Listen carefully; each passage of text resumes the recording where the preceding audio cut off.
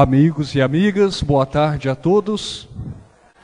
Pedimos que todos tomem os seus lugares para nós podermos dar início à terceira conferência deste simpósio. Saudamos a todos os que nos acompanham pelas rádios Banho Mirim, AM e Terra FM.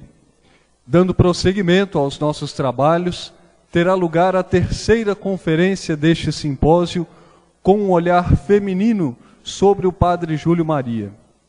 Nossa palestrante será a doutora Nádia Maria Guariza, que versará sobre a influência do Padre Júlio Maria de Lombardi na formação da família cristã.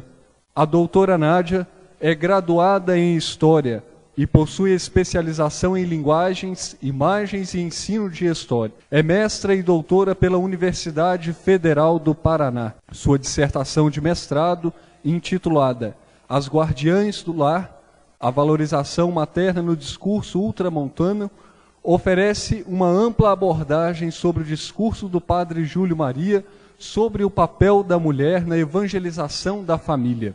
Desenvolve ainda um projeto de pesquisa sobre textos escritos pelo Padre Júlio Maria, intitulado A Geografia e Catolicismo em Obras Publicadas na década de 1940 no Brasil. Atualmente, é professora adjunta da Unicentro, Universidade Estadual do Centro-Oeste do Paraná.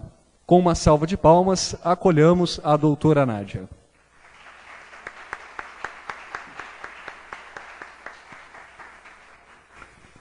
Boa tarde a todos e a todas. Logo após o almoço é sempre mais difícil, né? Depois de uma refeição tão maravilhosa, né, que nós tivemos, se concentrar. Vou tentar fazer o possível, né, apesar que já me orientaram que não posso sair muito do lugar. Eu, como professora, isso é complicadíssimo. Professora e de descendência italiana, então imagine, né? Gesticula, anda para cá e para lá, enfim, vai ser uma missão quase que impossível, né? Então, como o Leandro apresentou agora há pouco, né, aí a minha experiência, né, na pesquisa histórica, né, sobre justamente a participação dos leigos na Igreja Católica, né? Então, pelo que eu acompanhei, né, algumas conferências, né, aí de vocês, né, é mais centrado justamente no papel aí, né, do religioso e da religiosa, né? E hoje é uma leiga que vai falar do outro lado, né, que é justamente, né, a percepção, a interpretação, né, que os leigos e as leigas fazem aí da obra do Padre Júlio Maria de Lombardi, né? Então, primeiramente, o título, né, a influência do Padre Júlio Maria de Lombardi na formação da família cristã, né? Primeiramente, eu queria agradecer o convite, né, aí por ordem de fundação, né, agradecer a Congregação das Filhas do Coração Imaculado de Maria, aos missionários de Nossa Senhora do Santíssimo Sacramento e a Congregação das Irmãs Sacramentinas de Nossa Senhora, né? Aí, quem intermediou os contatos foi o Padre Heleno, né, que já havia sido muito receptivo, hospitaleiro, junto com a irmã Jovelina, em 2002, quando eu vim para cá, para fazer a pesquisa, né, naquele momento, do meu mestrado, né? Então, eu queria ter mais oportunidade, fontes de trabalho, né, aí sobre o Padre Júlio Maria. Entrei em contato, né, e eles me receberam muito bem.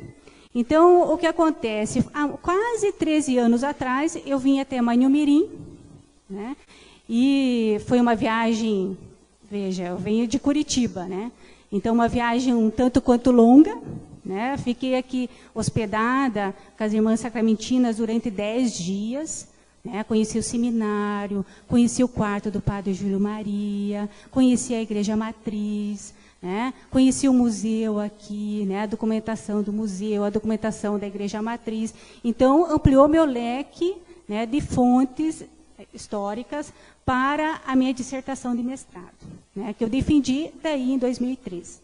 Né. Foi uma visita encantadora, todo muito mundo hospitaleiro, aberto, né? E agora, né, em 2014, né, eu recebi o convite do Padre Heleno e tive a felicidade de repetir essa visita, né, a Manhumirim, uma viagem longa, novamente, né? Fiquei hospedada lá em Belo Horizonte com as irmãs sacramentinas e fizemos a viagem juntas, né?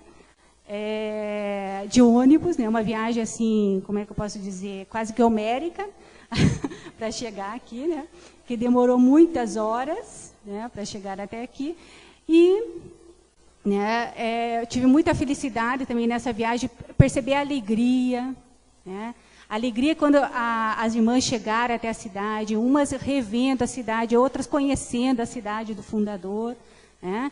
Então, foi um outro momento meu, né, aí, né, com os congregados, diferente daquele de 2002, né, porque eu também era uma pessoa diferente, né, eu estava brincando naquela ocasião, eu ia estudar as mães cristãs, porque minha mãe era uma mãe cristã. Né? Agora eu já sou mãe. Né? Quem viu a menininha andando por aí, né, a Lívia, né, a única criança andando no simpósio, era minha filha. Então, eu até fiquei pensando que talvez se eu fosse analisar as obras do Padre Júlio Maria, já seria um olhar diferente, né, por causa dessa experiência materna também. Né. Então, a minha conferência, né, está dividida aí em algumas partes. Né. Por que eu escolhi o tema?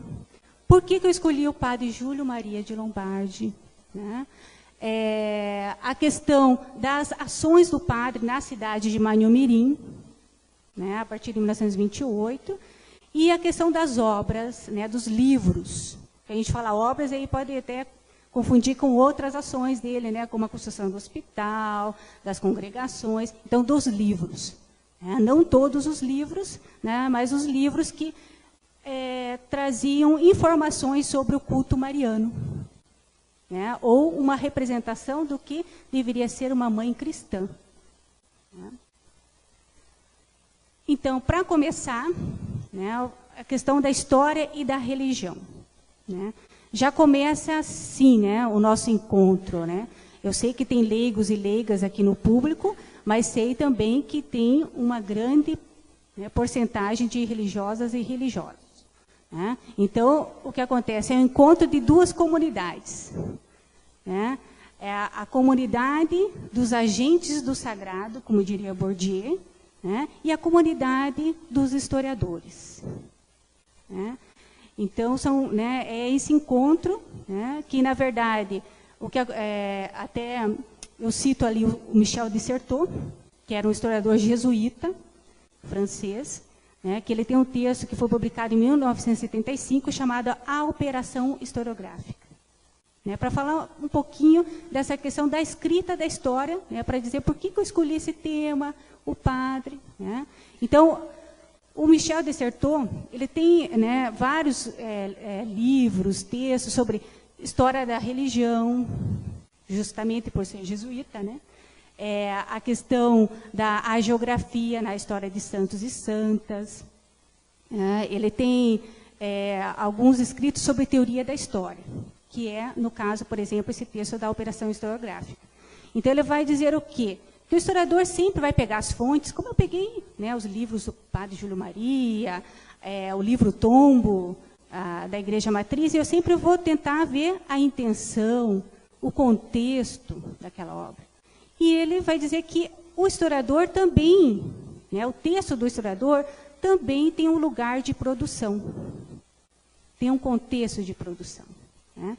Então, o lugar social. Então, o que acontece? Dependendo do momento da historiografia, alguns temas vão ser mais importantes do que outros. Né? Possivelmente, para o historiador do início do século XX, não era importante o tema que eu escolhi. O papel feminino na igreja. Né? Porque, né, a ênfase era o papel masculino na esfera pública. Né? Então, o fato de eu ser uma historiadora e né, no final do século XX, início do século XXI, né, já faz com que eu esteja mais sensível a alguns tipos de temas e não a outros. Né? Não se trabalha mais, por exemplo, só a questão do Estado, mas a questão dos movimentos sociais. Então, há uma sensibilidade diferente, né, dependendo do contexto. A mesma coisa se a gente for pensar a questão da Igreja Católica. Eu estava, né, na hora do almoço, comentando com a irmã Cacilda, né? Se a gente for pensar, né, tem a Igreja pós-Vaticano II, né? A gente vai olhar lá né, para o passado, aí esse período do padre Júlio Maria, a gente não pode ir com um olhar, digamos aí, de julgamento, a partir da Igreja de hoje. Né? Nós temos que compreender, né, as ações e os livros do padre naquele contexto específico do catolicismo brasileiro e mundial. Né? Então, a mesma coisa, a história tem a sua história. Né? Então, esse interesse por temas ligados às mulheres, à família, é da década de 70 para cá, 1970 para cá, na historiografia. Né? E alguns meios acadêmicos é ainda considerado um gueto. Né? Eu participo do núcleo de pesquisa na Federal, do Paraná, que é o núcleo de estudos de gênero, né? Que justamente estuda essa questão da relação do masculino e do feminino. As hierarquias estabelecidas entre o masculino e o feminino. Tá? Então, tem essa questão do lugar. Então, dependendo do lugar, você vai usar uma técnica. Então, ele vai dizer, ó, tem um lugar e tem uma técnica. O que é a técnica? Que fontes que você vai usar? Se eu me interessei por um determinado tema, eu vou escolher determinadas fontes para me dar informações sobre aquilo que eu quero estudar. Né? Tinha uma época na historiografia que você queria estudar, ir nos registros paroquiais, né, para trabalhar a história da população. Então, você queria trabalhar a história da população de Manhumirim. Você ia lá nos registros paroquiais, aí você queria ver o quê? A questão da quantidade, e não uma história qualitativa, mas de quantitativa, de quantidade de moradores. Né? Agora, a história trabalha mais com essa questão qualitativa. Então, por exemplo, a análise do discurso eclesiástico, a questão da representação materna, como, né, eu trabalho na minha dissertação e na minha tese. Então, né, o foco da história se transformou também. Né? Então, a técnica, as fontes que você vai usar, as perguntas que você vai fazer para as fontes. Né? Isso tem a ver com o lugar que o historiador pertence. Porque acontece o quê? Né, eu estava fazendo a pesquisa da dissertação. Fui bem recebida aqui em Manhumirim, tive contato com as fontes. Aí, eu tinha que escrever um texto para a qualificação. Primeiro que passa pelo orientador, depois pela qualificação, que são mais de 2 professores doutores que vão, né, justamente criticar o texto. Então, o que acontece? Eu passo por uma aprovação da comunidade que eu pertenço, que é de historiadores. Né? Então, é o encontro da comunidade religiosa com a comunidade, né, e dos historiadores. E a questão da escrita. Então, o Leandro falou da minha dissertação, o título, né? As Guardiãs do Lar. Né? Então, quem quiser, encontra facilmente, né, na internet, é só digitar meu nome, Nádia Maria Guariza, e vai aparecer lá a dissertação. Né? Então, o que acontece? Na dissertação, tem muita coisa, né, que na hora que você vai escrever, não aparece. É o que o Sertor fala assim, a escrita, a narrativa da história esconde os andaimes, né, aí da história. Estava falando com a irmã Terezinha, né, que está trabalhando com o processo de beatificação do padre, ela estava falando das cartas, e aí, rapaziada, né, que o padre Júlio Maria respondeu. Né? E eu falei para ela que é justamente a riqueza das cartas como fonte, é justamente que mostra os andaimes. Né? A gente vê lá o hospital pronto, mas a gente não sabe todo o processo que foi a construção do hospital. E as cartas podem trazer esses andaimes que não aparecem. Né? Então, de uma certa forma, quando vocês vão lá ler a minha dissertação, que o 2º capítulo é sobre o padre Júlio Maria, e tem uma parte também do 1º capítulo que eu falo das associações leigas aqui em Manhumirim, vocês vão ver uma narrativa. né? Eu não vou contar tudo isso, fui até Manhumirim, fui bem recebida, né? Não vou contar tudo isso no texto. Né? Não vou mostrar os andaimes, né? De como eu produzi. Então, ele fala justamente isso. O texto pronto parece magistral, é aquilo que aconteceu. Mas, na verdade, o que acontece é que uma coisa é o passado e outra coisa é a história. O passado, a gente nunca mais vai saber o que aconteceu. A história é um retrato sobre o passado. É o que o Certeau fala, que o historiador emoldura os mortos. Meio macabro, né, o que ele falou. Mas é essa questão, você cria uma imagem sobre o passado. Né? É a fragilidade epistemológica da história. Porque você sempre está trabalhando com aquele que não está mais, o ausente. Você tem que acreditar nas fontes que você conseguiu reunir. Né? Então, por que, afinal de contas, eu escolhi trabalhar com religião, e especificamente o catolicismo? Né? Eu já falo assim porque até me sinto sempre um pouco deslocada, que nós temos congressos da Associação Nacional de Historiadores. Então, claro, tem o grupo de trabalho de religião e religiosidade. E quando eu vou para apresentar entre eles, ninguém trabalha com feminino, gênero. E se eu vou no grupo de gênero, ninguém trabalha com religião católica. Então, eu sempre parece que eu estou no lugar, né, assim, errado ou criando um certo incômodo, né? Porque eu estou fazendo uma pesquisa, até sobre o padre Júlio Maria eu já vi alguns outros trabalhos, né? Mas essa questão da temática, alguns trabalham mais a questão política, né? E geralmente, né, quem faz esse recorte aí de uma discussão sobre a questão da representação feminina, a família, né, são raros. Né? Então, como é que eu me interessei, né? Na minha graduação, eu tinha uma bolsa de pesquisa chamada um Programa de Aperfeiçoamento de Treinamento, que é o PET da CAPES, e a gente trabalhava período medieval. Imaginem vocês, né? Que, claro, grande parte do período medieval tem uma influência muito grande da Igreja Católica. Então, eu fui influenciada pelos medievalistas franceses, George B., Jacques Le Goff, né? Ambos já falecidos, que trabalhavam muito essa questão. Os últimos trabalhos deles, eles trabalhavam com, por exemplo, Le Goff, a criação do purgatório, da ideia de purgatório, né? No período do final da Idade Média. O George B. trabalhava a questão da criação do sacramento do casamento no período medieval, as geografias, né? Histórias de santas também, e santos. Trabalhava muito com o discurso eclesiástico, né, mostrando também um embate entre a nobreza e o discurso eclesiástico. Então, isso acabou, como eu posso dizer, influenciando aí, né, enveredando para esses caminhos. Aí a minha monografia de graduação foi sobre Santo Agostinho. Foi umas prédicas de Santo Agostinho às viúvas.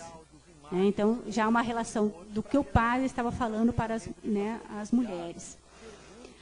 Muito bem. A outra questão que me levou a trabalhar a questão da religião foi a minha formação familiar. Sou como eu falei, de ascendência italiana, uma comunidade bem pequena, menor que Manhumirim. Pense, um lugar bem pequenininho, uma colônia. Né? E eu morava de frente à igreja.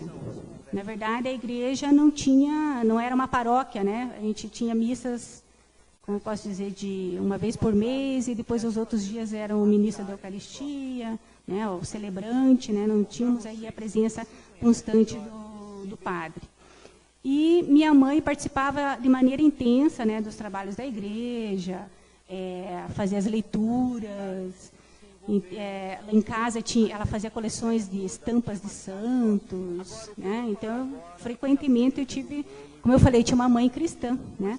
Então, isso acabou me influenciando, né, pensar essa questão. Ela fazia, e ela queria continuar os estudos justamente em escola de irmãs, né? Só que o meu avô não permitiu, enfim.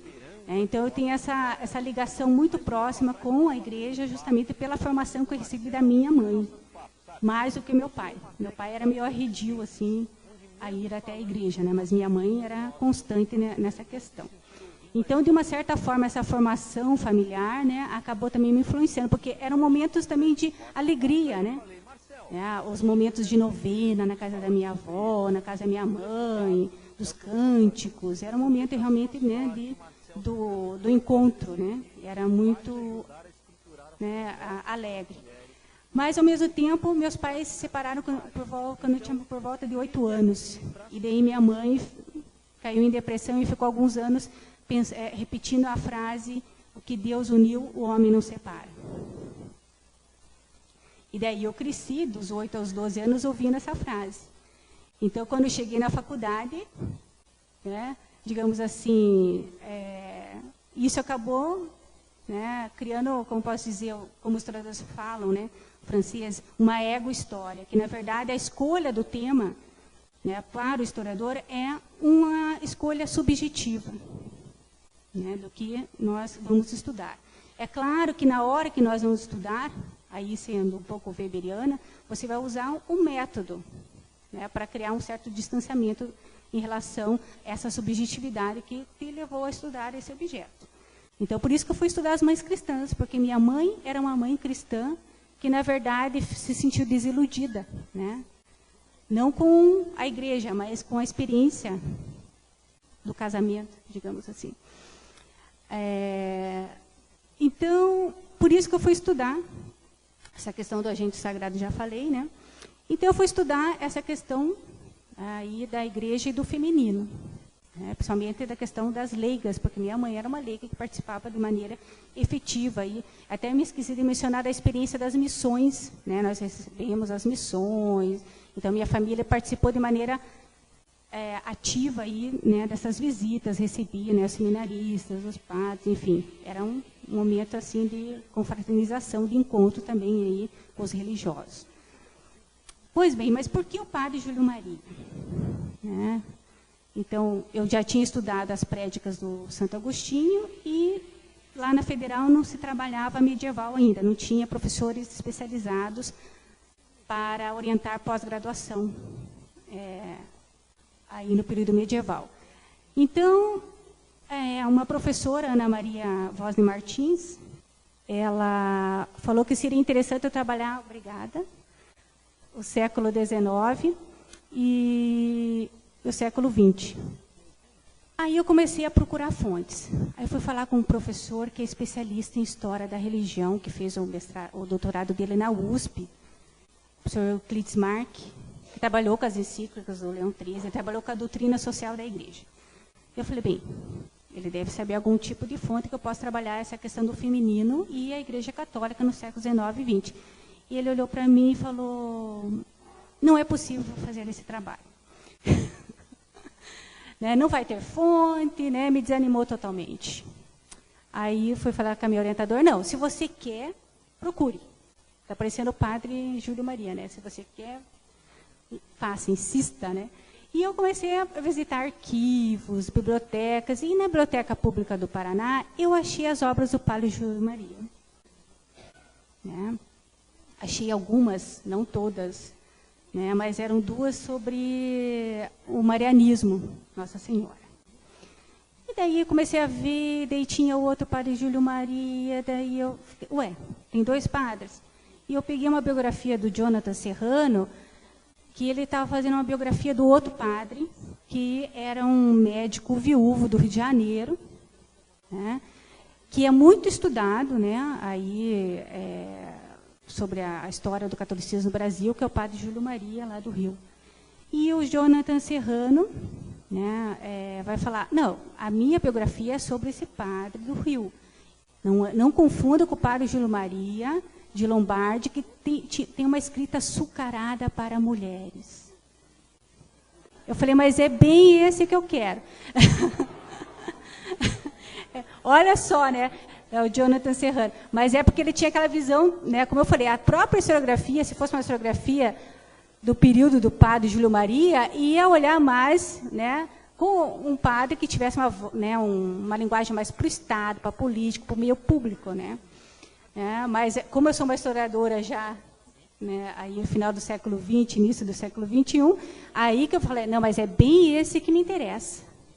Podia não interessar o Jonathan Serrano, mas então agora já sei qual o padre Só que não tinha todas as obras lá. Daí eu comecei a pesquisar e vi que tinha outras obras.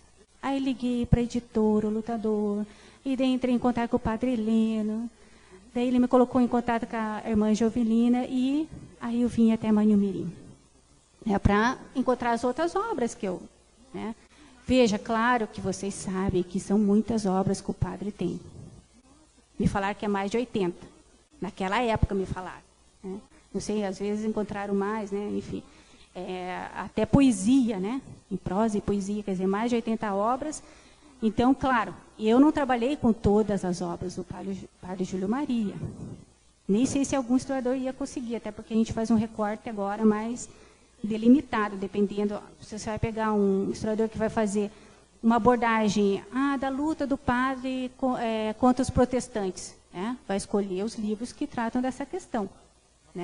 Ou, como nós vimos na conferência de ontem, vai tratar da vida consagrada. É outras publicações do padre que vão usar.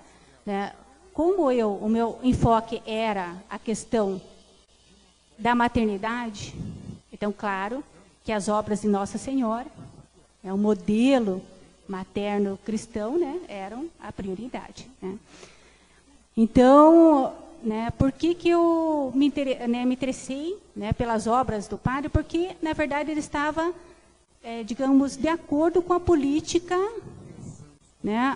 ultramontana do período, que a gente chama, aí na metade do século XIX, de ultramontanismo, que é, digamos, uma política defensiva da Igreja católica no século XIX, diante da perda gradual de alguns poderes, a separação do Estado da Igreja, a questão do casamento civil, até tem a possibilidade de se perder o território do Vaticano, que daí essa ameaça é afastada em 1922. Então, é um período realmente defensivo. Na minha dissertação, o primeiro capítulo eu trabalho com as encíclicas, do Pio IX, do Leão XIII, e daí entrando no século XX, o Pio XI, XII, enfim, eu trabalho com as encíclicas justamente mostrando esse processo aí, de defesa do catolicismo.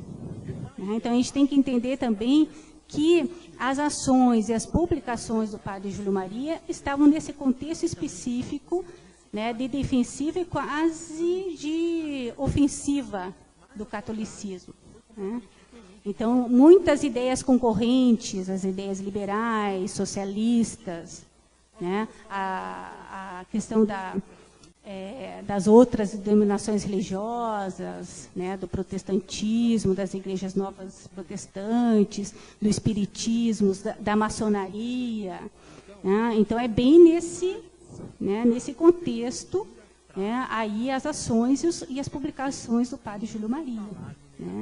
Então, é nesse quadro mais amplo que a gente procura entender aí digamos, a dinâmica das ações do padre. Tem um autor, o Ivan Manuel, que ele trabalha esse período, ele trabalha com a questão dos colégios religiosos. Nós temos aqui muitas irmãs, que trabalham na questão educacional, que é justamente desse período aí, essa questão de você criar escolas, para formar aí a classe média dentro dos parâmetros do catolicismo, a questão dos hospitais. Então, ele vai falar da teoria dos círculos concêntricos, que é reconquistar a sociedade a partir da família. Você, ao invés de você criar um plano para tentar ir do macro para o micro, você partir da família. E quem que fazia esse papel? Era justamente a mãe, na educação religiosa dos seus filhos. E, muitas vezes, no convencimento do marido, que era arredio à igreja. Só que era um poder sutil. Não ia chegar assim, vamos lá na igreja. Tal. Não, você tinha que, não, querido, vamos na igreja, veja bem, E pelas beiradas, Nada de chegar, lá em Curitiba tem a Arquiconfraria das Mães Cristãs, que começou no Colégio de Sion, em 1910, e tem um manual. E tem os 10 mandamentos da mãe cristã. E um deles é assim, obedecer o marido, né? E assim por diante, né? Você pode convencê-lo, mas nunca entrar em atrito com o marido, porque daí você pode colocar em risco o próprio casamento, né? Então você tem que usar um poder, como é que é? Você manda assim ele perceber que que está sendo induzido a, né? Uma coisa assim, esse é o plano, né? A mensagem era mais ou menos essa, é que nem a Santa Mônica, né? A Santa Mônica, lá no manual das Mães Cristãs, aparece a Santa Mônica como um dos modelos maternos, né? Ficou lá até o último momento, né? O marido, né? No leito de morte, ela consegue fazer ele se converter ao cristianismo. Então, é a persistência da esposa e da mãe, né? Mas uma persistência que não entra em conflito, né? Senão, vamos dizer assim, o padre está tentando colocar, né, digamos aí, o pandemônio, né, dentro do casamento. Não, tem que ser tudo, né? Mas veja, a Igreja Católica vai, digamos, ter essa ideia da família como célula base da sociedade, mas não é o único discurso que tem essa ideia no século XIX. Também a gente tem que ter essa compreensão, né? Porque senão vai dizer, olha, a igreja maquiavélica, né? Porque há uma tendência aí nos estudos sobre o catolicismo dizer, olha, né? Olha como é manipuladora a igreja. Não é bem assim, né? Como é que eu posso dizer? Para um discurso ser aceito, ele tem que ter uma identificação, né, por parte das pessoas. Então, na verdade, o que acontece é o que a gente chama de teoria da domesticidade, que começa no século XVIII. Porque você sabe que tem vários tipos de famílias, né? Então, do século XVIII para cá, se construiu uma representação da família nuclear, papai, mamãe e filhinhos, né? E daí, nessa representação, o que acontece? O papai vai para o trabalho, vai para o meio público, para a política, para os negócios, para o mundo, né, da corrupção que é lá fora, e a mãe fica em casa, protegendo o lar. Ela é a protetora moral do lar. Então, é a rainha do lar, aquela que fica só no lar, né? Cuidando da educação dos filhos. Mas, veja, é uma representação criada do século XVIII para cá, e não era toda a sociedade que podia ter essa família, né? Pergunto a vocês, o que era a família dos operários no século XIX? Né? Levava os filhos a trabalhar junto, nas fábricas. 12, 14 horas. Então, é uma representação, né, de uma classe sobre, né, as outras. Né? Geralmente a gente pensa assim hoje na desestrutura familiar, mas né, porque a gente pensa em todas as famílias, papai, mamãe e filhinhos, né? Mas na verdade, quantas casas são chefiadas pelas avós, né, que cuidam dos seus netos, né? A gente que trabalha em escola, sabe, vai chamar, né, aquela criança está muito agitada, o que está acontecendo? Vão chamar tal, daí vem a avó, né? Então, na verdade, né, essa constituição familiar que a gente vê muito em propaganda é uma constituição que é criada do século XVIII para cá. Né? Então, discurso jurídico, discurso médico e religioso também vão usar essa representação do papai, mamãe e filhinhos. Né? Que é da teoria da domesticidade, que é a mulher no lar. Educadora. Então, tanto que se você pegar discursos, teses médicas, aí do início do século XX, tem muito de moral e religioso nas teses médicas, que pretensamente seriam científicas, né, que teria que ter a separação da questão moral e religiosa, mas está lá, essa ideia da educadora moral para o civismo. Você está criando cidadãos. Né? Então, é algo que é frequente em vários discursos nesse período, né? Não só na Igreja Católica.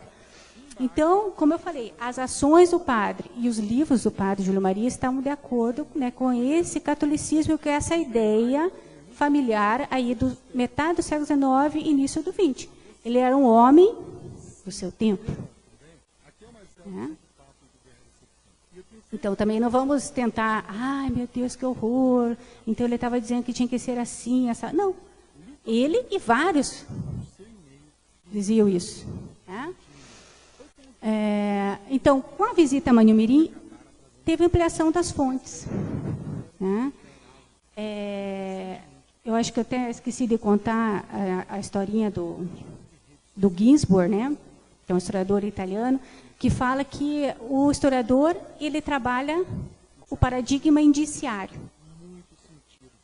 Né? Então, ele vai fazer uma analogia. Então, por exemplo, um especialista em obras de arte, para procurar as obras de arte que foram falsificadas.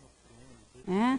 Tem uma obra de arte lá do Van Gogh que foi falsificada. Ele vai procurar em pequenos detalhes, vestígios de que aquela obra não é do Van Gogh. Ele não vai pegar nas características mais marcantes. Ele vai pegar no que passa desapercebido, que até o falsário não percebe. Comete um ato falho. Então, ele vai dizer que o historiador, na verdade, ele não trabalha como um cientista da área exata, que tem certeza, né? Porque ele trabalha com aquele que não está mais. Né? Então, ele vai falar que ele trabalha mais ou menos como os caçadores, por indícios. Então, um caçador está procurando lá um animal, ele vai ver o rastro de um animal que passou por ali. Ele vai ver o rastro, ele vai saber que animal é aquele, para onde ele está indo, quanto ele pesa, se ele tem uma característica específica, se ele está mancando, né? Enfim, ele vai, pelo rastro, ele vai ter esse conhecimento daquele animal que não está mais lá. Né? Então, o historiador também vai fazer isso. Então, o que acontece? Quando eu estava lá em Curitiba, eu tinha poucas pegadas do padre Júlio Maria. Uns 2 livros, 3.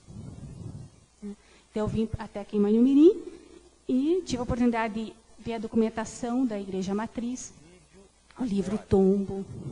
Né? Me lembro que o padre Demerval estava junto e falou, nossa, que interessante, eu queria ver quantas pessoas faziam parte da associação, se a associação também tinha as suas atas, né? Porque lá em Curitiba eu trabalhava com uma associação que tinha as atas. Aí ele falou, minha filha, é interessante, né? Porque nós nos preocupamos em manter a memória da congregação e não a memória dos leigos. E não sei se algum leigo teve a preocupação de guardar as memórias, mas na ocasião eu não fiquei sabendo. Né? Porque lá em Curitiba nós temos algumas associações que elas guardam as atas, então você tem lá a memória da associação. Né? E ele falou que interessante, então, uma leiga que veio se preocupar com a história dos leigos, aí trabalhando com o padre Júlio Maria, aqui em Manhumirim. As fotos, eu trouxe algumas fotografias também que a gente vai ver daqui a pouquinho. Né? E aí, pelas fotografias, pelo livro Tombo, eu tive outra dimensão do padre, que é a dimensão do pároco. Né? Porque, claro, a gente vai ver que não tem uma desvinculação das ações dele aqui como pároco e as obras dele. Né? Tem algumas partes da Mulher Bendita que são, né, as publicações que ele fez, né, justamente rebatendo os protestantes as objeções ao culto de Nossa Senhora. Né? Uma coisa está ligada à outra, mas era uma dimensão, né, é um andaime que eu não via pelos livros. Né? Que eu tive oportunidade quando eu vim até aqui e tive essas outras pistas. Então, aí eu já peguei, né, na ocasião, o livro Tombo, de 1928, quando ele chegou aqui, né, na cidade.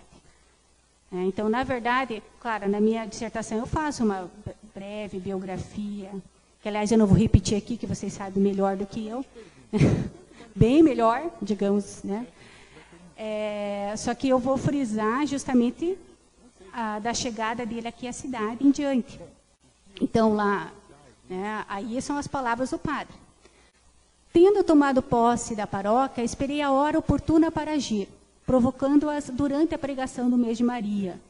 O resultado não se fez esperar. Os protestantes, desesperados pela enorme concorrência do mês mariano, e o entusiasmo dos católicos espalharam um boletim, contendo diversas objeções contra a religião, e mandaram vir um pastor de fora para pregar nas ruas.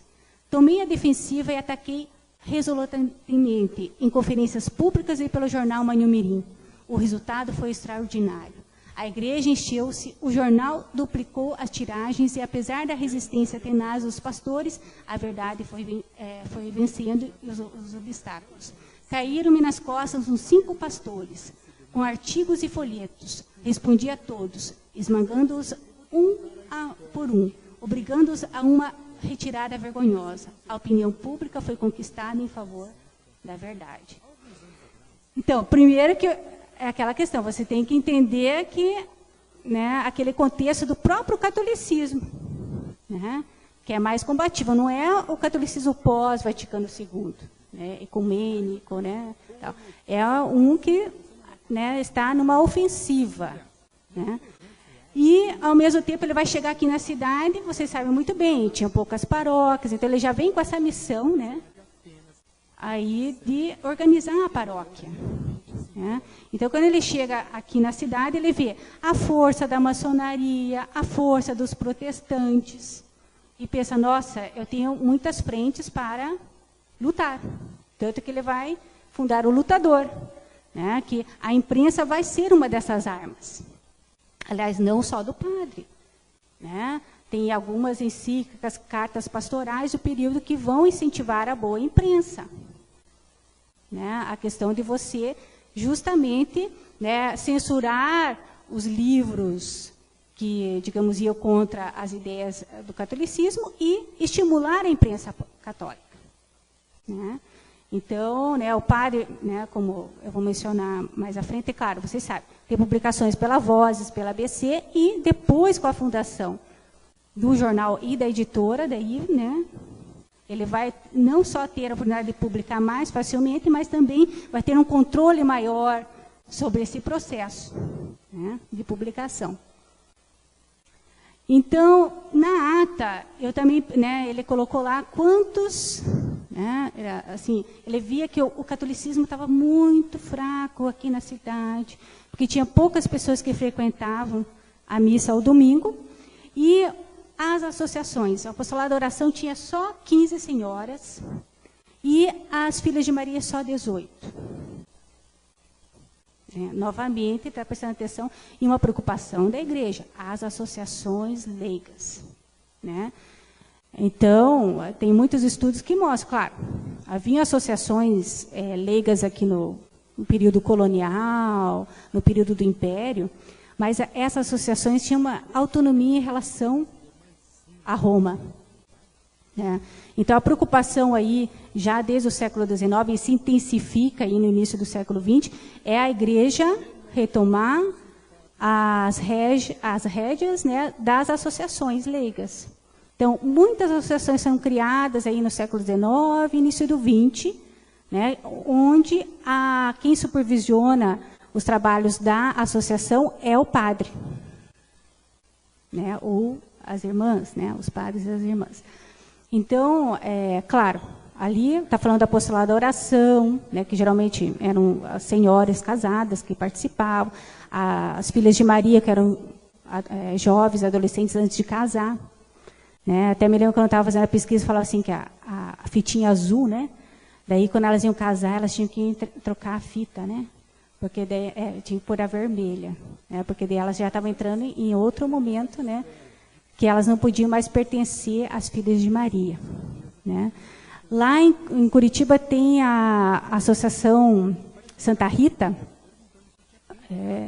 é uma associação de oficinas de caridade Santa Rita, e lá pode ter solteiras, casadas e viúvas. Só que no manual diz que cada uma tem uma fita diferente. Né? Me parece que as solteiras eram uma fita branca, as casadas vermelha e as viúvas roxa.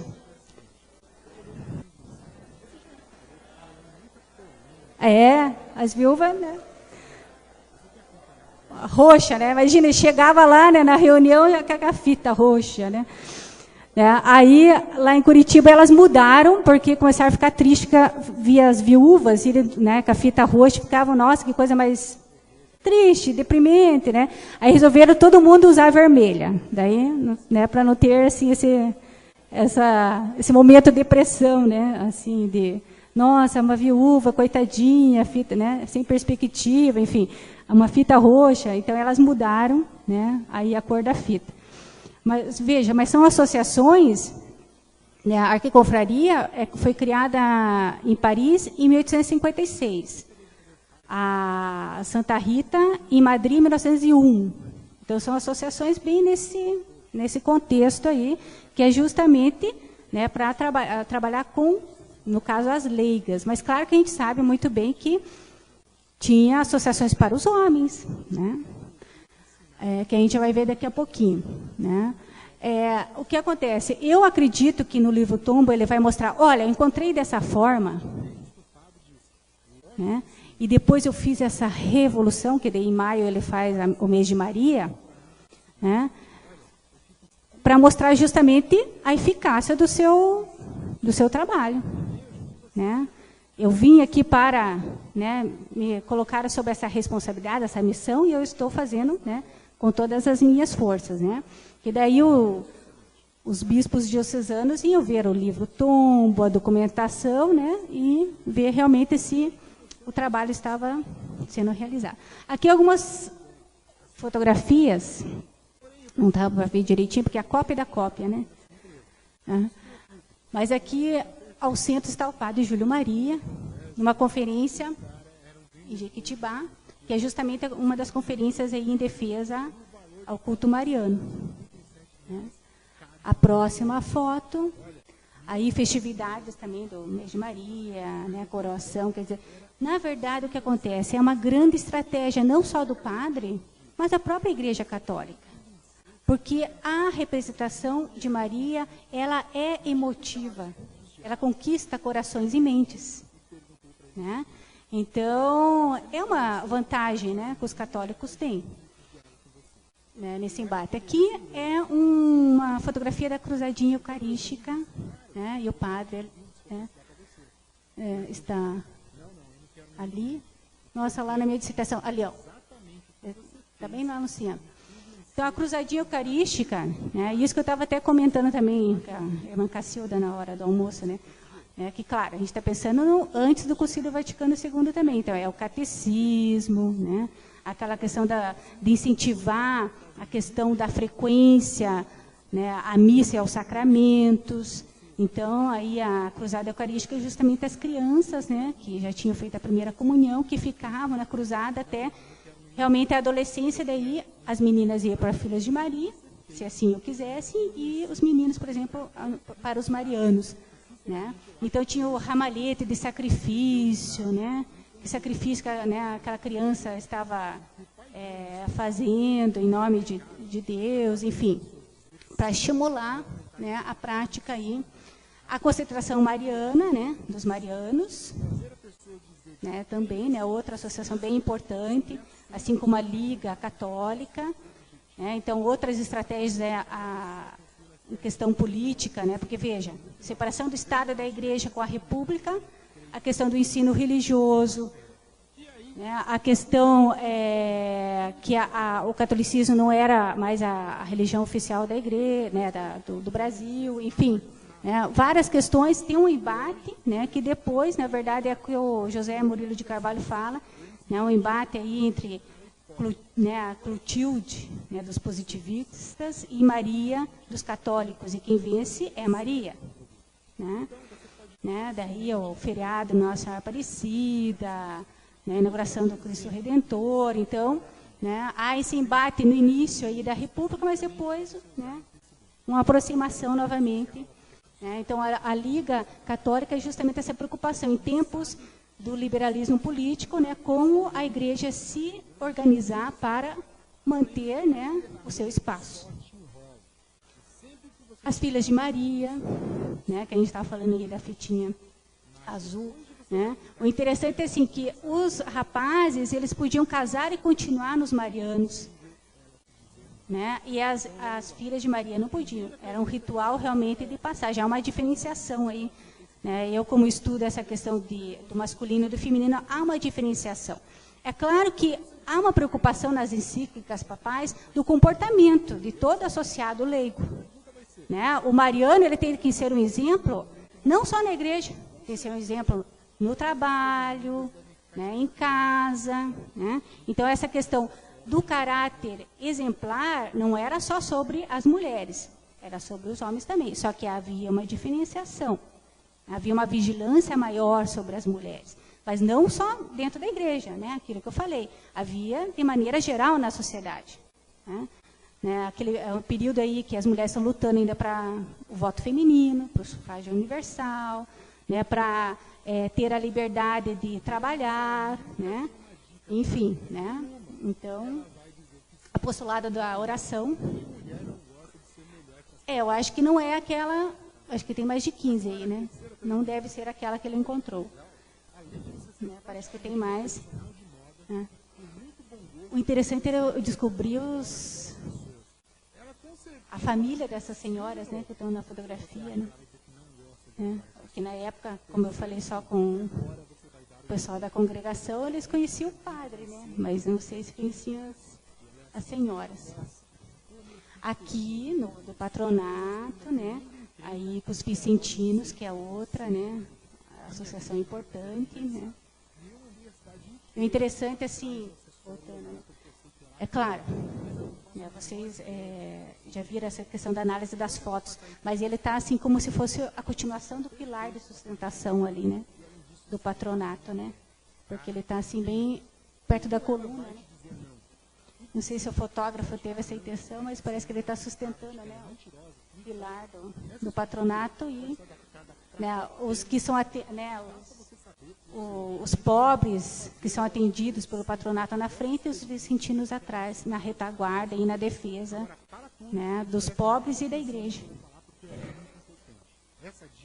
A Liga Católica, que eu falei, né, agora há pouco, então, aqui de Manhumirim, né, a concentração da Liga Católica, deixa eu ver se eu consigo ver a data aqui, é na década de 20, 29, olha só, ele chegou em 28, E a estratégia dele foi justamente o mês de Maria. Lá no livro Tombo ele deixa claro, né, aproveitei o mês de maio, né, e a festividade de Maria. Então, veja, a princípio parece assim, nossa, né, as ações do padre são uma coisa e outra coisa são os livros. Como eu falei, uma coisa está ligada à outra. Né? Porque muito, por exemplo, do que ele tinha que escrever para falar, né, aos fiéis, né, no domingo, ou para falar nas conferências em defesa ao marianismo, a gente encontra nos livros dele. Né? Então, aí o que acontece? Aí eu uso 2 autores importantes para analisar os livros do padre Júlio Maria. Um deles é o Roger Chartier, que é um historiador francês, e esse ainda está vivo. Né? Até agora só falei de historiador, né, que já faleceu. O Roger Chartier, ele trabalha o livro como um produto cultural. Produto que é consumido culturalmente. Aí ele menciona que você tem que entender o livro, porque ele trabalha com a questão da leitura no período moderno, na França. Entender o livro em 3 dimensões. Uma dimensão que é a escrita do autor. Então, naquela hora que o padre Júlio Maria está escrevendo, ele tem uma intenção. Só que ele tem uma intenção, mas ele tem a preocupação de ser lido, de ser compreendido. Se você pega os 80 livros, claro, tem alguns livros que são para os seminaristas, as irmãs, né, que estão em preparação da vida religiosa, ele vai usar uma linguagem, né, mais de acordo aí com, né, com os agentes do sagrado que dominam a teologia. Outra coisa é você escrever para o leigo. Né, o leigo, ele precisa de uma linguagem, né, mais ligadas ao seu dia a dia. Né? Então, o que acontece? Né, a gente compreende aí o padre Júlio Maria como um intermediário cultural.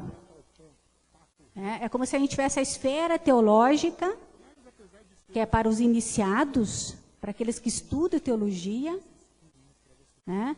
E tem a esfera do público mais amplo, que não domina a teologia. Então, o padre Júlio Maria ele tinha que escrever, ao mesmo tempo, não perdendo a complexidade da teologia e não tentando não correr o risco de ir contra a teologia. Complicadíssimo isso. Às vezes tem alguns livros que ele fala assim, ó, se eu chamei uma pessoa de santa, né, nos livros sobre a irmã Celeste, ele já, na introdução, ele já está pedindo desculpas, porque ele sabe que, né, perante a Igreja Católica, ele não pode chamar de santo, santa, sem o processo de canonização, porque daí ele estaria rompendo com a hierarquia da Igreja. Né? Então, é uma tarefa complicadíssima que ele tem, né, que ele tinha à frente, escrever esses livros, né, sobre assuntos complicados, uma linguagem simples. Então, então tem esse fator. Ele tem autonomia, mas não muita. Então você vai pensar também, né, um padre que tem que vem de fora, fala outra língua. Né? Então, até me lembro que o padre Demberval falou assim que muitas vezes ele tinha dificuldade, ele tinha que pedir para um seminarista para, né, dizer qual que era a palavra equivalente em português. Né? Outra dificuldade, ele tinha que ter muito conhecimento desse público. Então, o conhecimento com o pároco ajudava ele na hora de escrever. Né? Para ele explicar, por exemplo, como é que Jesus está presente em todos os altares ao mesmo tempo. Né? Ele vai fazer a analogia do quê? Do rádio. Você tem o locutor que está num lugar, mas você tem a voz do locutor em vários lugares. Então, né, ele faz esse esforço, né, de explicar a teologia de uma maneira mais didática, né, nos seus livros. Então, tem essa questão aí. Né? Outra questão é que ele tem que... Não é tudo imposição. O padre Júlio Maria pensava assim, e ele escrevia, o pessoal tinha que ler e aceitar o que ele escreveu. Não, ele tinha que também escrever coisas que as pessoas se identificassem. Né? Se ele falava sobre a Nossa Senhora de uma forma, era, na verdade, uma representação que todos tinham de Nossa Senhora. Ela usava vestes simples, né? Tal. Então, as pessoas aceitavam o que estavam lendo. Né? Não é só a imposição. Tem a questão da edição, que daí, na hora de editar, você corta partes, coloca figuras, muda a intenção do autor. E a questão do público, que pode fazer várias interpretações, né, sobre o que foi escrito. A Marina Warner é uma historiadora que trabalha com o mito de Nossa Senhora. Então, é um livro muito grande que ela trabalha aí com a historicidade da representação de Nossa Senhora. Quando eu falo representação, não é só a imagem, é o próprio discurso, né, da Nossa Senhora. Então, ela vai trabalhar historicamente, né, como tem alguns períodos que tem o culto ao leite, e daí a igreja se preocupa com esse culto, né, como tem alguns períodos que tem essa questão do José, se é idoso, se não é. Então, essas mudanças, né, nesse mito da Sagrada Família e da Nossa Senhora. Então, esses dois autores aí são bem importantes para entender as obras do Padre Júlio Maria. Então, que livros que eu trabalhei do Padre Júlio Maria, que já me avisaram que eu tenho 15 minutos, há uns 5 minutos atrás. Eu trabalhei com o livro A Mulher Bendita, que posso dizer que ele faz esse esforço, como eu falei, de tratar a teologia de maneira mais acessível. E o interessante aí, para a discussão sobre o papel materno, é a representação que ele traz de Nossa Senhora. Então, aqui é uma citação, mas eu nem vou ler ela na íntegra, mas são citações que vão demonstrando como ele vai associando o papel de Nossa Senhora ao papel da mãe. Né? Ele até brincava assim, pobre dos protestantes que são órfãos. Né? Porque não acredito aí na questão da devoção de Nossa Senhora. Então, aqui na Terra, a primeira coisa que os olhos do recém-nascido encontram, são nos brumos do seu primeiro olhar, é o sorriso de sua mãe. Então, veja, é um apelo afetivo muito grande. Todos os fiéis se identificam com essa relação mãe e filho. Tanto mulheres quanto homens. Né? Tem esse apelo sentimental. Né? Se a criancinha tivesse o pleno uso de sua razão, conheceria logo a sua mãe pelo sorriso. A religião, que tão divinamente corresponde a todas as necessidades humanas e as nobres aspirações do homem, não podia excluir essa relação tão suave e tão profunda. O homem precisa de uma mãe no céu como ele a tem na terra. Um dia, uma criancinha educada sobre os joelhos de uma mãe piedosa aprendia pela primeira vez a fazer o sinal da cruz. Terminando a evocação das 3 pessoas divinas, em nome do Pai, do Filho e do Espírito Santo, que vinha repetindo, a criança para de repente e, fixando seu olhar límpido nos olhos de sua mãe, pergunta: mamãe, não há também uma mamãe no céu? O instinto da piedade cristã falará pelos lábios da criancinha. Deus lhe deve ter preparado uma resposta. Essa resposta é Maria, mãe dos homens. Maria é a mãe de Deus, e porque é mãe de Deus, deve ser a mãe dos homens. Então, aquela questão da maternidade humana, né, que ela é mãe, né, de Jesus, mas é a maternidade espiritual que ele trabalha aí no livro A Bendita Mulher. Então, como eu estou com o tempo restrito, né, outro livro que eu analiso é Porque Amo Maria. Né? Então, nesse livro, tem um momento que ele vai comparar a Maria a outras mulheres na Bíblia, como se fosse, digamos, precursoras de Maria, que vão trazer alguns traços de Maria antes da, né, digamos aí, da concretização, né, da Maria. Então, o primeiro grupo representa a fecundidade, né, Rebeca, Raquel, Sara. O segundo grupo, a coragem viril, né, que é bem interessante, o que parece assim, coragem é coisa própria de homem, por isso que desse a coragem viril. Né? E a terceira, né, o terceiro grupo que mostra o empoderamento dessas mulheres por terceiros. Então, são esposas de reis, irmãos de reis, né, como a Nossa Senhora, né, que ela não manda diretamente. Né? Então, que vem toda aquela discussão lá, que é, né, uma das objeções protestantes, né, que tem toda aquela questão da intermediação de Maria, né, que os católicos falam justamente nesse poder de Maria. Ao invés de pedir para Jesus, você pede para a mãe, porque para a mãe ele não vai negar. Né? Daí tem aquela questão da bodas de Canaã, né, que ela vê que está acabando o pão e o vinho e vai pedir para Jesus, que é uma das questões que o padre trata, né, que os protestantes vão dizer, olha lá, Jesus foi mal educado com a mãe. Falou, ô mulher, que nós temos com isso, né? Que você está acabando o pão e vinho. Tudo bem que lá ele foi lá e fez. Mas, tipo, o que nós temos a ver com isso? Aí o padre vai dizer, não, isso depende da tradução do hebraico. Né? Ele não estava sendo respeitoso e tal. Então, aquela questão toda. Tudo bem, mesmo que ele fosse ou não, ele foi lá e fez. Né? Então, aquela questão do poder de intermediação. Porque ela também tem o poder... Como, digamos ali, tem o Deus, Jesus e Espírito Santo. E Maria entra como corredentora. Então, essa questão de auxiliar. Né? E o quarto grupo de mulheres que antecipa as dores de Maria, na questão de perder o filho. Né? Ser mãe significa ser vigilante, doce, condescendente para o ser pequeno, fraco e necessitado que a providência lhe confiou.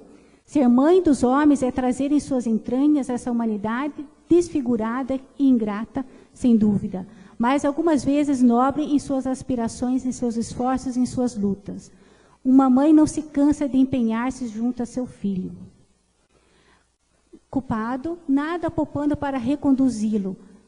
Né? Exorta, repreende, ameaça e pune, mesmo com pesar. Seu coração descobre indústrias que se não encontram senão em um coração de mãe. E quando tudo está esgotado, recorre à sua última arma, a mais eficaz de todas, as lágrimas.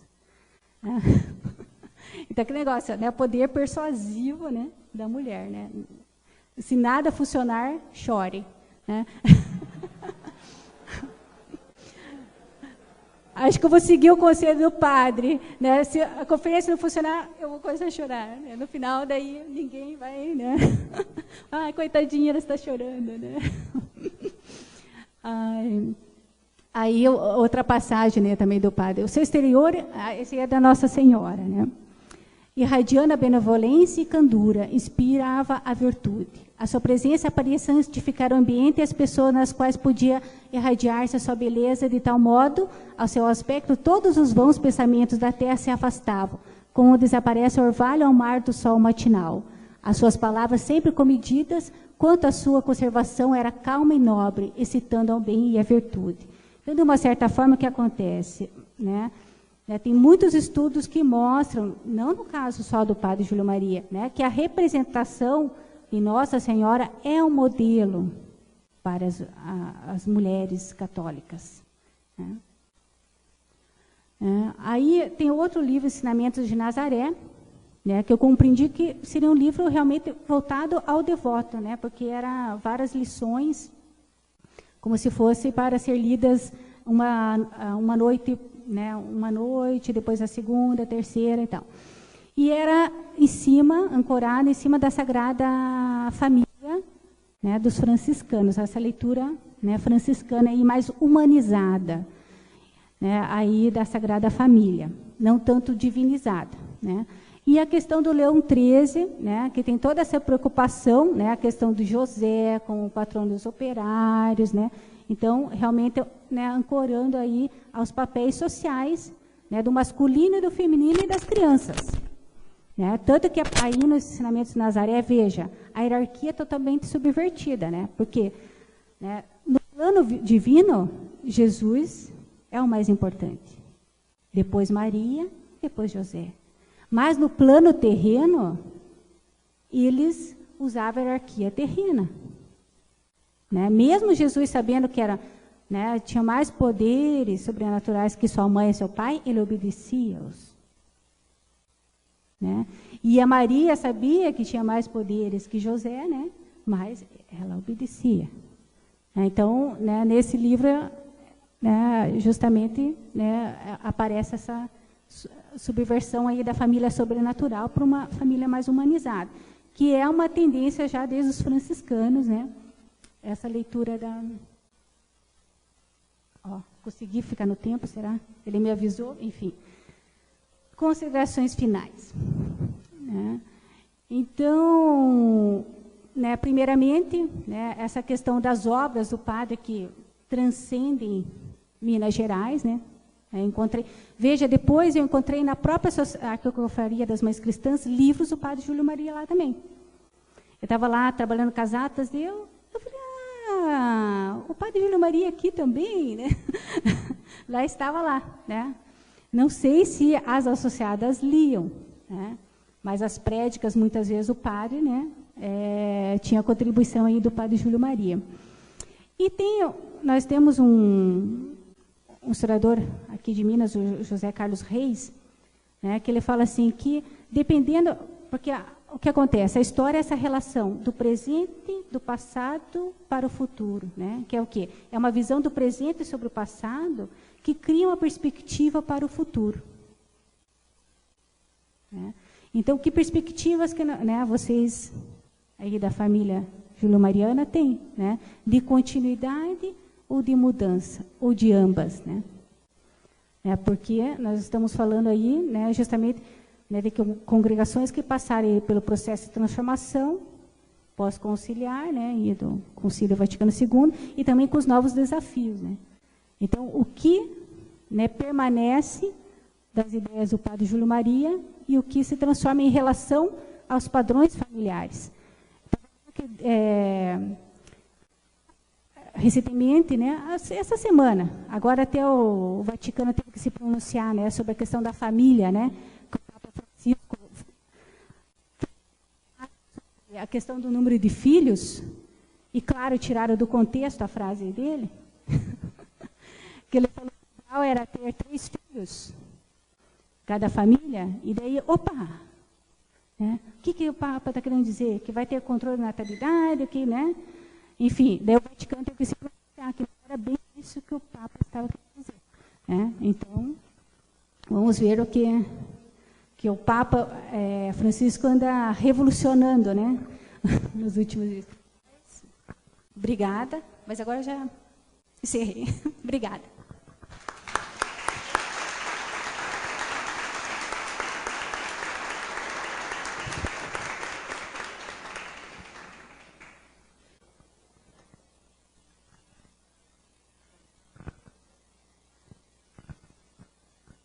Abre para perguntas? Como é que é? O mestre de cerimônias que abre?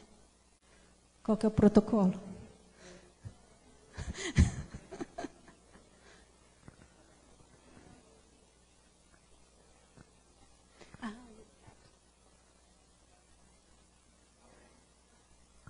Abrimos, portanto, o espaço aos presentes para que dirijam perguntas à professora Nádia sobre o tema apresentado.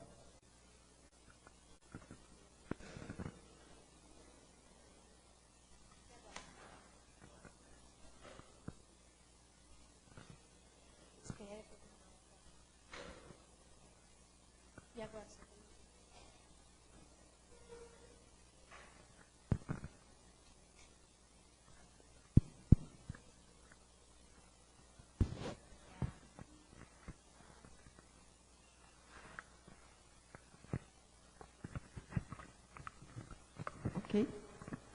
Meu nome é Adma. E você disse que no começo que você escolheu fazer esse estudo por causa da sua história, da questão familiar. Eu gostaria de te perguntar se seu estudo te ajudou, se você... O que isso foi para você, nesse sentido da sua busca? Muito boa pergunta. É claro que a gente sempre está revendo as nossas posições, mas de uma certa forma, até a minha vinda aqui a Manhumirim, eu convivo com as irmãs, né? Eu, digamos, fiz as pazes com o meu passado, né? Nesse sentido, né? Assim, de perceber, e com o tempo fui percebendo que, independente do modelo familiar, aí depende de como a pessoa encara, né, os obstáculos da vida, né? E talvez a minha mãe não soube encarar bem esse obstáculo, não é, digamos, porque a igreja trouxe essa representação e ela não conseguiu viver fora dessa representação. Porque depois, na minha tese de doutorado, entrevistei algumas outras mulheres que participavam, por exemplo, das comunidades eclesiais de base, e tinha uma delas que era celebrante, que era divorciada. Né? E daí eu descobri isso durante a entrevista. Daí eu estava fazendo entrevista, daí, nossa, divorciada, tá, eu tenho que perguntar sobre isso. Daí eu esperei até o final. Daí eu perguntei. Certo, já tinha 2 horas de entrevista, ela ficou mais 30 minutos explicando por que ela era divorciada. Né? Porque ela também não conseguia reelaborar muito bem essa questão. Né? Mas, de uma certa forma, era uma mulher que, por exemplo, não caiu em depressão. Ela é coordenadora da padaria comunitária, da comunidade dela, participa de maneira efetiva, né, continua trabalhando. Então, né, digamos, não era o que ela sonhava a separação, mas isso não afetou de maneira tão significativa quanto no caso da minha mãe. Então, cada pessoa acaba enfrentando essa questão de maneira diferente.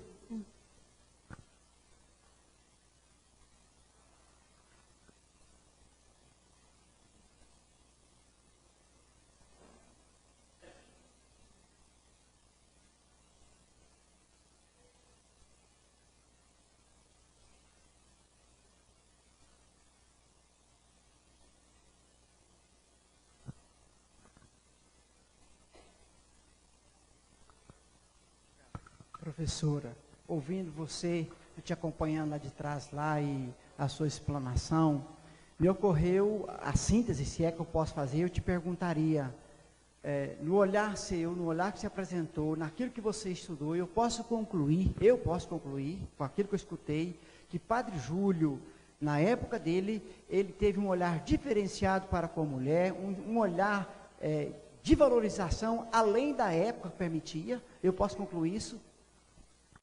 Como eu posso dizer? É claro que no período tinha várias frentes, né, de preocupação da igreja.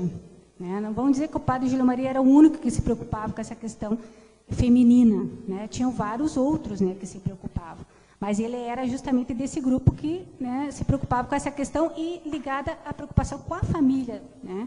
Na verdade, essa preocupação com o público feminino era justamente essa preocupação com a família, né? Sim, mas quando você colocou sobre um olhar, lendo os livros de Nossa Senhora, que ele comparava com o olhar materno, você citou o texto, e aí me veio essa questão, né? Porque me pareceu uma valorização, você está falando de toda a família, mas eu estou pontuando só o lado feminino agora. porque ele é sempre questionador e difícil de entender quando a gente olha para trás.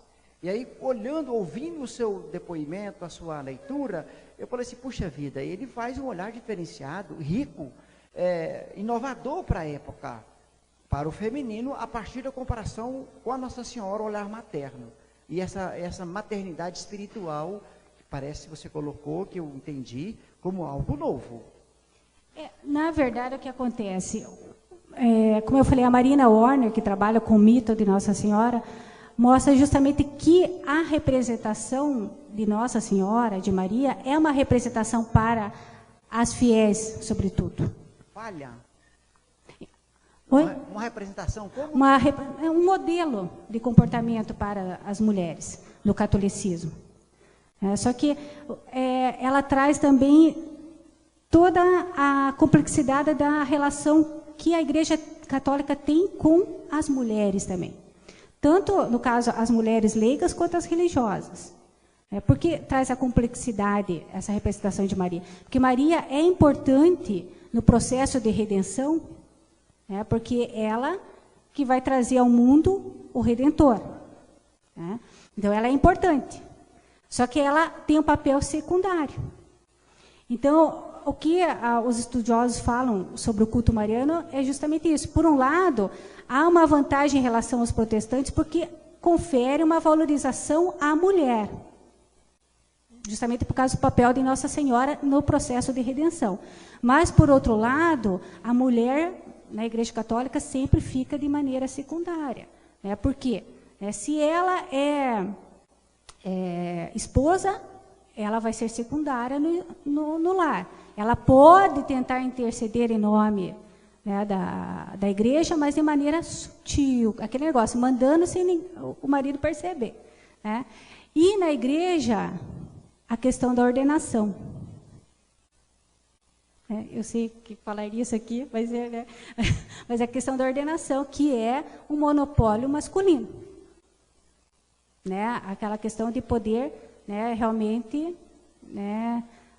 fazer a sacralização da hóstia. Então, é um monopólio masculino. Não sei como é que vai ser essa questão, no desdobrar aí da Igreja Católica. Mas é claro, no protestantismo também tinha esse monopólio masculino, mas vem se transformando. Quando eu falei que eu participo, por exemplo, de congressos sobre discussão aí do feminino, quando tratam da religião, eles falam mais sobre os protestantes por causa da liderança das pastoras. Não falam muito do catolicismo, porque daí não aparecem as mulheres como lideranças, por causa da questão da ordenação. Então, tem essa questão hierárquica. Não sei como é que isso vai se dar, porque aí você vai ter que romper com uma tradição de séculos, com o prédio dogmático e teológico da igreja. Não sei como é que é, Eu sei que quem trabalha com religião, não só a Igreja Católica, a gente sabe que tem uma parte dinâmica da própria instituição. Mas tem uma parte que resiste à mudança, que é justamente ligada à parte teológica. Então, como é que você vai promover, digamos, a ordenação de mulheres sem entrar em conflito, Então, o que acontece? Essa representação de Maria é assim, é o papel da mulher na igreja, seja ela leiga ou religiosa. A igreja precisa das mulheres. Precisam da persuasão das mulheres. Mas tem essa questão hierárquica dentro da igreja. Então, essa representação de Nossa Senhora tem esse caráter dúbio. Dá poder, mas não dá. Ela tem poder, mas é de influenciar quem tem poder, mas não o poder de fato. Então, é mais ou menos nesse sentido. Então, o padre Júlio Maria, ele vai dentro dessa linha da Mariologia, que alguns chamam aí, Mariologia tradicional.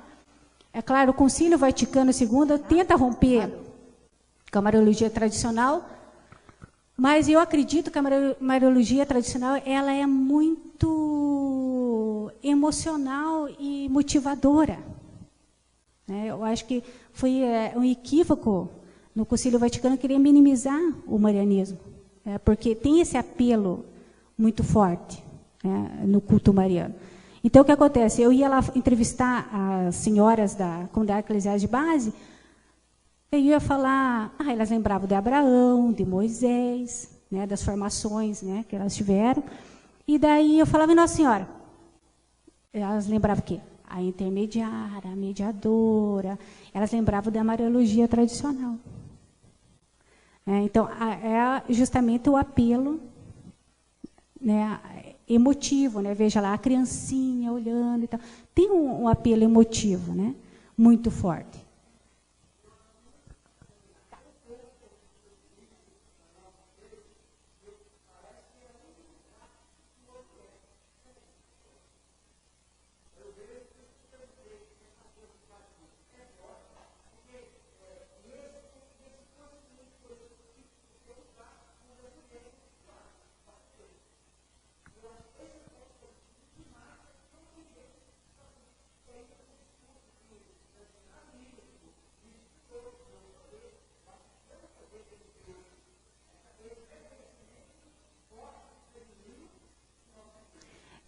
Eu não estudei as igrejas protestantes e reformadas, mas tem alguns textos que fazem uma comparação e realmente, nos países católicos, as mulheres têm mais inserção de participação do que nos protestantes.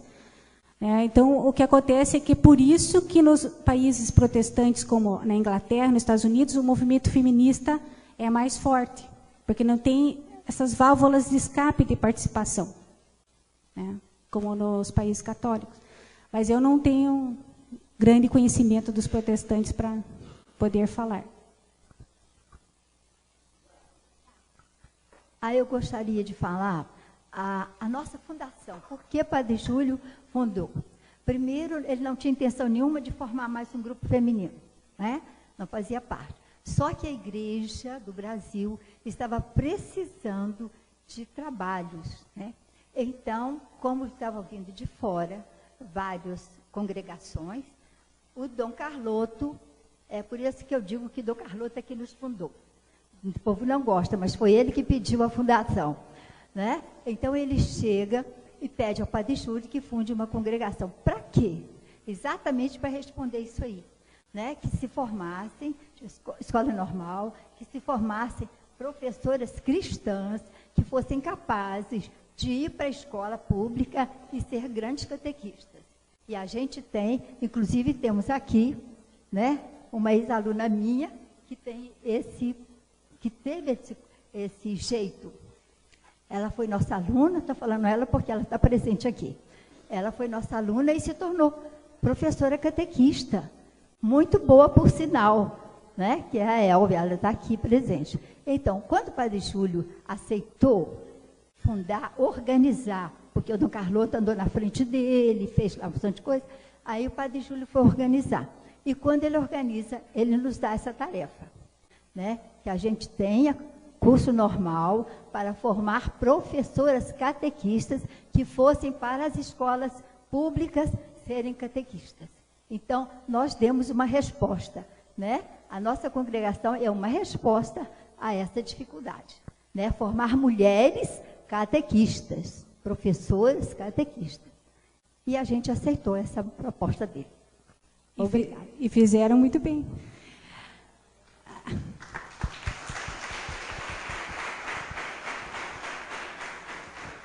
É claro que, como o meu foco era mais a mulher leiga, né, eu não falei da questão das religiosas, né, mas foi muito importante, né, a fala da irmã, porque agora eu estou lendo, como o Leandro bem observou, né, o meu projeto agora, depois do doutorado, eu estou trabalhando com as histórias, por exemplo, da Irmã Celeste, né, e daí eu fiquei pensando, né, da importância das religiosas naquele contexto, que é justamente a questão dos hospitais, a questão, né, aí da formação, né.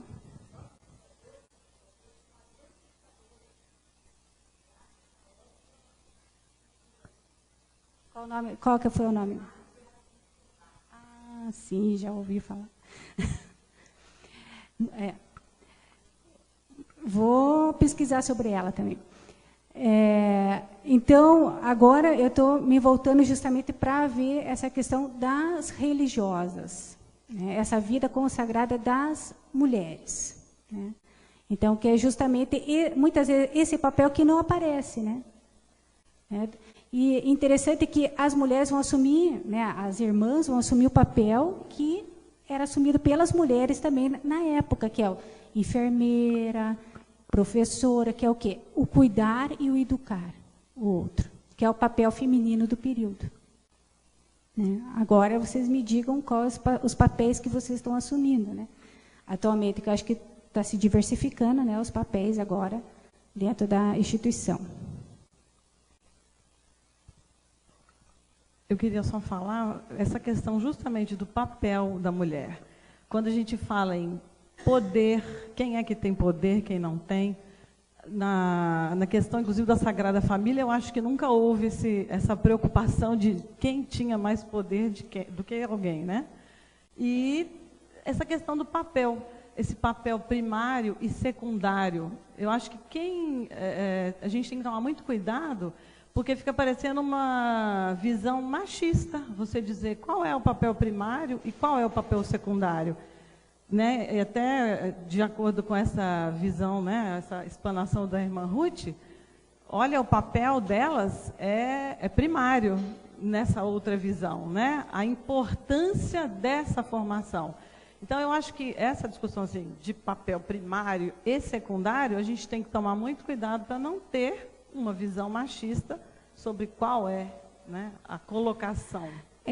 Quando eu falei o papel primário e secundário, não estou dizendo que eu acho isso. Eu estou dizendo que há, né, estudos que falam que essa representação de Nossa Senhora mais ou menos condiz com o papel que a instituição dá às mulheres, né, dentro dela. Né? Mas, sem dúvida, muitas vezes o trabalho das mulheres é fundamental. Se a gente pega as comunidades eclesiais de base, mais de 80% dos trabalhos são realizados pelas mulheres. Né? E daí o que acontece? Nós temos uma professora da PUC de São Paulo, a Maria José Rosado Nunes, que trabalha com a SEBS. Ela fez o doutorado dela na França. E ela vê isso, né? A maioria dos participantes da SEBS são mulheres. Elas que mantêm a SEBS funcionando. Mas quando tem reunião nacional, quem vai são os homens. Né? Então, é isso que elas também têm que ir. Né? É isso que elas querem participar, mas querem também participar da esfera de decisão. Né? Claro que, né, o trabalho delas é mais do que fundamental. O interessante lá da SEBS, né, quando eu comecei a entrevistar, o que acontece? No início, os homens não queriam assumir os ministérios. Né, porque eles vinham com uma certa desconfiança. Nossa, mas antes é o padre que celebrava, né, que entregava a hóstia, né? Enfim. Então, quem vai assumir vão ser justamente as mulheres, que elas não vão ter tanto medo de arriscar. Aí o que acontece? É o que o Pierre Bourdieu fala. Né? O homem tem mais a perder. Não é só, o poder não é só cor-de-rosa. Né? O poder não é só maravilhoso. Você tem um peso com o poder. Você não pode errar. Então ela falava assim, por exemplo, que o marido dela era analfabeto. Ele não ia nos estudos bíblicos, porque ele não queria que ninguém descobrisse que ele era analfabeto. Aliás, ele era aqui de Minas. Ela falou que mudou para o interior do Paraná e depois foi para Curitiba. Né? Ela falou, em Minas ele estudou 30 noites, que trabalhava numa fazenda, e a filha do fazendeiro começou a dar aula, e todo mundo começou a desistir à noite. E daí só ficou ele, e ele ficou sem graça, né? E ficar ele tendo aula particular com a filha do dono da fazenda. Ele estudou só 30 noites, então ele tinha vergonha de expor o fato de não saber ler e escrever. Ela, se eu não sei ler e escrever, e daí? Porque o que acontece? Sobre a mulher não tem esse peso de você não pode errar. Então, às vezes, é uma vantagem. Né? Que nem a Natalie Davis, que é uma historiadora norte-americana, fala assim, as margens, né, que é o lugar, muitas vezes, que a mulher ocupa, dá mais possibilidade de criação de autonomia. Ela trabalha nesse livro com 3 mulheres, né? Uma, inclusive, missionária no Canadá, né? E daí ela vai contando a história dessas mulheres, mostrando como na margem, né, há uma possibilidade de criação, porque ela não precisa seguir a regra, como o homem tem que seguir. Muitas vezes a regra é imposta. Então, ela vai contar, por exemplo, de uma mulher que desenhava, fazia atlas botânico. O que acontece? Ao invés de ela desenhar o inseto fora da natureza, ela desenhava o inseto dentro da natureza. Ela tinha um pensamento ecológico, num período que não se pensava em ecologia. Enquanto todos o conhecimento acadêmico, que era masculino, desenhava o inseto separado da natureza. Mas ela só pôde fazer isso porque ela estava fora da academia. Então, também a gente não pode pensar assim, a margem, o secundário, como só negativo. Muitas vezes, você está no centro, também tem o peso da responsabilidade. É um jogo, né? Tem perdas, né? Danos e vantagens, tanto num caso quanto no outro, né? Enfim.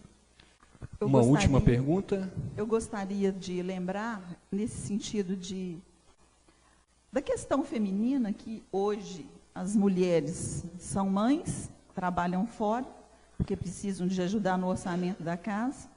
E quantas vezes pessoas trabalham na nossa casa, têm 3 filhos, e os filhos ficam à mercê, porque eles não têm creche para onde colocá-los, as fábricas não têm creche, e os filhos ficam à mercê de outros. Então, assim, eu acho que nós precisamos lutar muito ainda, no sentido de que todos nós merecemos um lugar.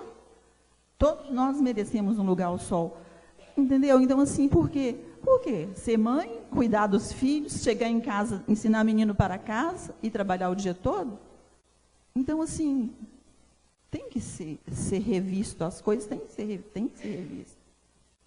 Uma das lutas das mulheres trabalhadoras é justamente essa questão da creche, né? Tem algumas, a gente vê assim, algumas estudantes que estão lá estudando, de repente tem a gravidez precoce, né? Aí, pronto, né? Ficam uns 3 anos sem estudar, já tem uma evasão escolar. Então, né, realmente isso, a questão da maternidade afeta muito a questão da carreira, né, das mulheres, né? Então, eu, por exemplo, só tive a minha depois que eu terminei o doutorado. Fiz o mestrado, doutorado, e daí tive minha filha. Programado, né? Porque se eu tivesse durante o processo, acho que a minha orientadora ia ter um filho, né? Que tem toda essa pressão, né? Às vezes a gente deixa a maternidade para depois que você fazer o mestrado, o doutorado, que arrumar um serviço seguro. Eu sou médica, e para a mulher fértil, para a mulher ser mãe, ela tem que ser mãe jovem.